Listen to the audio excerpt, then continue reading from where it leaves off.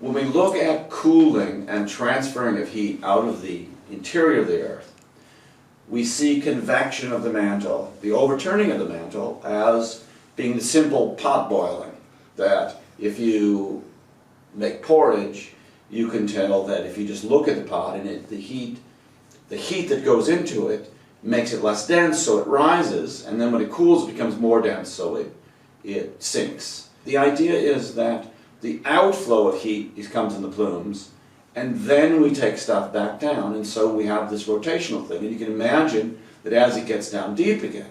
But the biggest player of taking the convection back are the slabs that are returned. So that once we made some oceanic crust, and once we started subducting them, that's the return of material back into the Earth. It's very cool. In fact, as it enters the Earth, it's pretty much room temperature. So that we're taking room temperature stuff and putting it down there where it's 2,000 degrees. So obviously it gets turned into other minerals. So as the slab goes down, it's returning back down, and as it comes down, it's metamorphosing to different crystalline stuff. So that what we start with at the top, which is basalt and sediments, is nothing like what we have as we get down there. Right? So that's amazing because we're simply transforming it into different phases. Interestingly, as the slab goes down, when it gets to a certain depth, it will contain hydrous minerals, like chlorite. At a certain depth, that chloride is no longer stable, and it loses its water. That water goes into the mantle above the slab and causes the mantle to melt.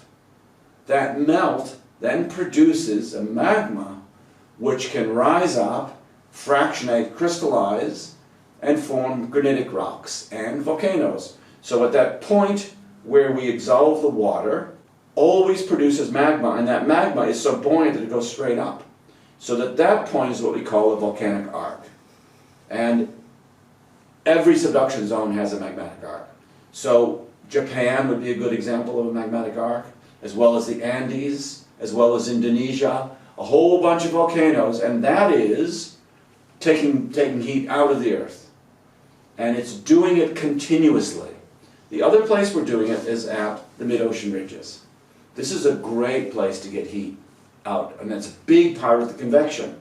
Okay, we've got the plumes, we've got the subduction zones where we've got magmas coming out, but more importantly, the most shallow place where the mantle comes up and it melts because it's decompressing is the mid-ocean ridges. So it's like a stitch all the way up the middle of the Atlantic Ocean, all the way up the middle of the Pacific Ocean. There's one between us and Antarctica, which left about 100 million years ago. Used to be attached to us. But as it comes up, it spreads and we make basalt, and the basalt very slowly heads out. That's a reflection of the fact that we are convecting the mantle.